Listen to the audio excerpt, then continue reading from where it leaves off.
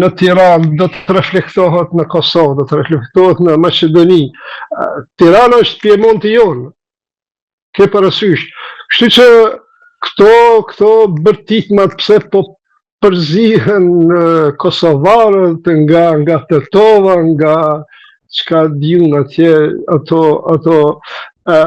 akuzat që i bën ta që janë afër Ramës janë të kota. Po, ka nevojë për ndonjë studim kjo protestë, sepse shoqëria jonë, sipas studimeve, është një shoqëri e majtë. Tani kemi qeveri 4 mandate e majtë, me mandat me shumicë absolute. Si ka mundësi që erdhëm deri këtu? Shoqëria e majtë e cila e madhëron kapitalizmin e egër. Birin fijet i këtij muhabeti.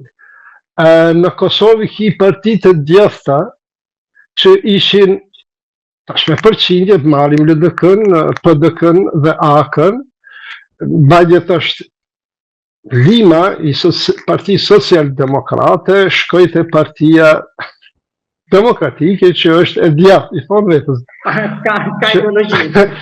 Shumica atyre janë enverist dhe një pakis tjetër janë titist, ishtë flasë.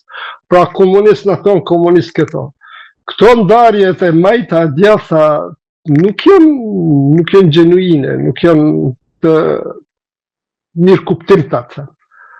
Janë kështu, sa për imazh, unë jam i djathë, unë jam i majtë. Nuk është në rregull partitë e djatha me pas program social të majtë, gjërsa partia socialiste t'i thurë lavë dhe kapitalizmi tegër. Kjo s'ka logjik. Jo në konceptin e të majtës dhe djathës. Prandaj, politikanës shqiptar janë të djathë sepse hajnë buk me dorën e djathë dhe ata që cilët hajnë buk me dorën e majtë janë të majtë. Ky është definicioni më i mirë i këtyre politikanëve tanë të majta dhe djathë. Zoti Tali, nëse mund të bëjmë një krahasim me protestat e studentëve të 90-s. Atëherë, vërtet kishim studentët për pjesën tjetër që u bashkuan në protestë, por arritën shumë shpejt. Brenda atë që kam lexuar se edhe dëgjuar se unë s'është e kam jetuar atko tamam që ta mbaj mend, po brenda një jave, thuaj se 4-5 ditësh shpallën, formuan partinë e shpallën për të hyrë brenda në sistem. Kurse tani se po ngurojnë për të hyrë në sistem brenda, pra, jashtë e goditën, e plasaritën, brenda tani për ndoshta me qëllimin që kanë për ta rrëzuar, me krijimin e një force politike, një lëvizje, një partie. Pse ky ngurim? Ju si e shikoni? Se në fundit do shkojmë zgjedhje, po Rama Berisha. Sa ata mund të hiqen me votë, por që do hiqen me thirrje. Edhe unë nuk e kam të qartë.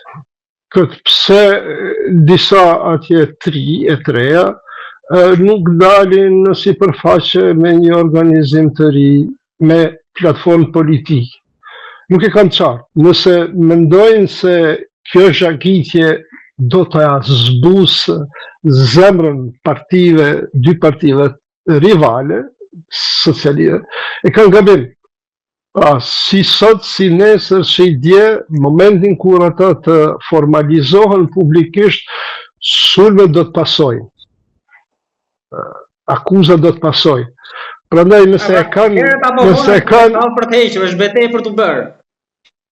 Nëse e kanë në aspektin taktik, po më duket e palogjikshme sepse në momentin kur të zyrtarizohen publikisht sulmet do të fillojnë.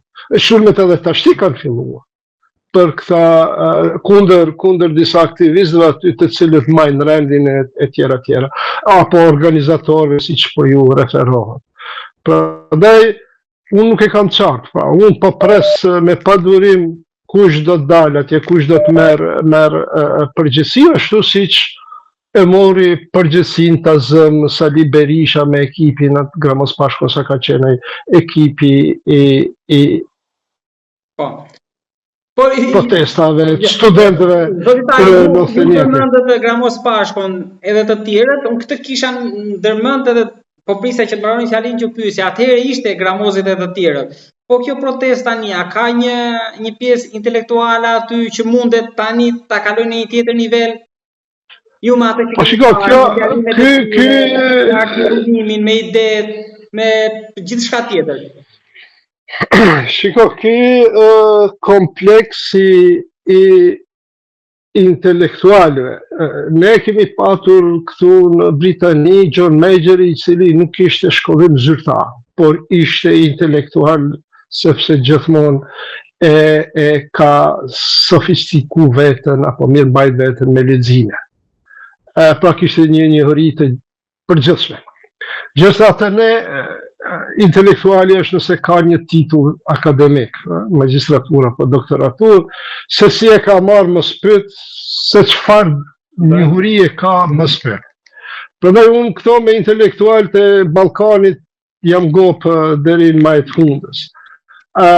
Por mua më intereson entuziazmi i të rive, politikanëve do të këtyre vanabis, dhe çfarë platforme japin.